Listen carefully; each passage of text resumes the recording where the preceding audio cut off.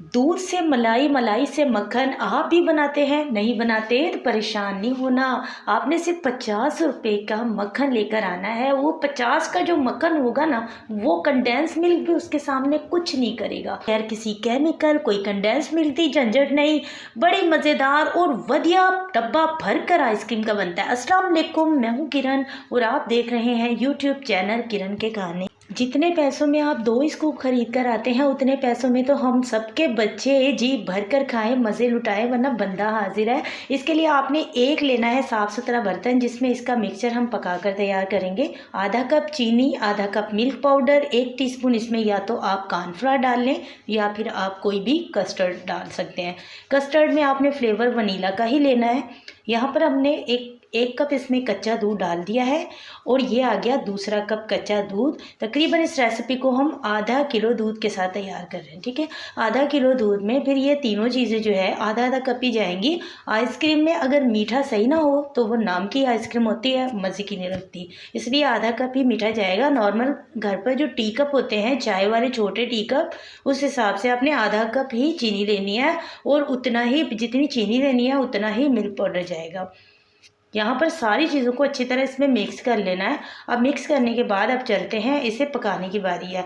बहुत ही यानी कि हल्की आंच पर इसे पकाना है, लेकिन स्टार्ट में आपने चूल्हे की आंच को मीडियम करके इसके पास खड़े रहना है और इसमें चम्मच चलाते रहना है, क्योंकि कस्टर्ड या कॉर्नफ्लावर दोनों में से जो भी चीज़ आप इस आइसक्रीम में इस्तेमाल करें कर सकते हैं। उसकी वजह से इसमें गुठलियाँ ना हो, तो एक उबाल तक आपने इसे मीडियम आंच पर इस तरह चम्मच चलाते हुए पकाना है। उसके बाद हल्की सी आंच कर देनी है। ज़्यादा आपने देर तक इसे नहीं पकाना, वरना ये बिल्कुल खुश्क हो जाएगा, इसमें गुठलियाँ बन जाती हैं। हल्की सी आंच पर, टाइम नोट कर लीजिएगा, 10 से 12 मिनट आपने इसे पकाना है, बिल्कुल हल्की आंच पर। और इस तरह चम्मच चलाते रहिएगा ताकि कढ़ाई में ये लगे ना।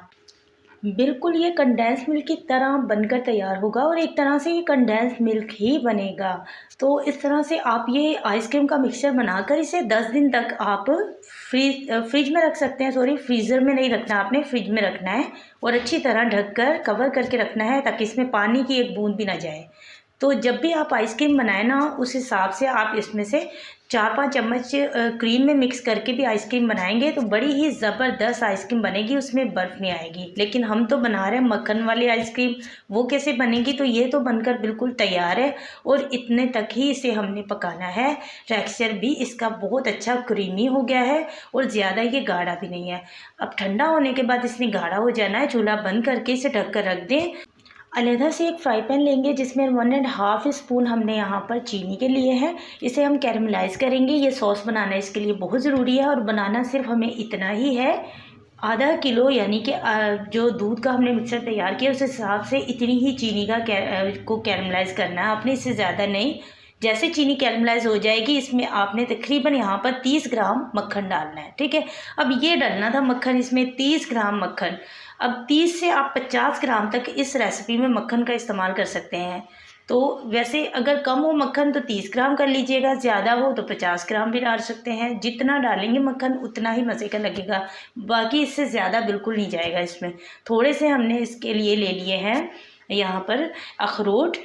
इसका बिल्कुल बारीक पाउडर बना देंगे तो पता कैसे चलेगा खाने वालों को कि हमने उनके लिए अखरोट का इस्तेमाल किया है आज की आइसक्रीम में। बहुत ही मज़े की लगती है ये आइसक्रीम। इस आइसक्रीम के फ्लेवर के सामने सभी फ्लेवर आपको फीके लगेंगे। अच्छी तरह से मिक्स कर लिया। चूल्हा हमने पहले ही बंद कर दिया था, मक्खन डालते ही चूल्हा आपने बंद कर देना है। अखरोट को मिक्स करके इसे एक साइड पर निकाल कर रख लें। उसके बाद पूरा यहाँ पर 1 कप भरकर आपने किसी भी अच्छे ब्रांड की विपिंग क्रीम लेनी है। जब आप आइसक्रीम बनाएं या कुल्फ़ी बनाएं तो उसमें विपिंग क्रीम का ही इस्तेमाल किया जाता है। अच्छा, सादा डेयरी वाली क्रीम भी आप ले सकते हैं, टेट्रा पैक क्रीम, लेकिन उससे होता ये है कि वो आइसक्रीम जो है ना वो सेट नहीं होती और उसका फ्लेवर भी चेंज आता है। इस क्रीम की वजह से ना आइसक्रीम का फ्लेवर ही बिल्कुल चेंज होता है और आइसक्रीम में ज़्यादातर इसी क्रीम का इस्तेमाल किया जाता है। अब ये जो मिक्सचर हमने पका कर तैयार किया है, ये भी हमारे पास वही प्याला भर कर बना है। अच्छा, जितना ये मिक्सचर है ना उस हिसाब से उतनी ही बराबर में इसके साथ जो है वो क्रीम जाएगी।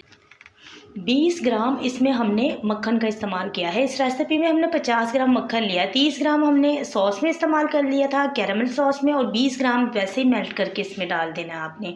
मक्खन भी डाल दिया, थोड़ा सा वनीला एसेंस डाल दिया है ताकि इसमें एक प्यारी सी खुशबू आए।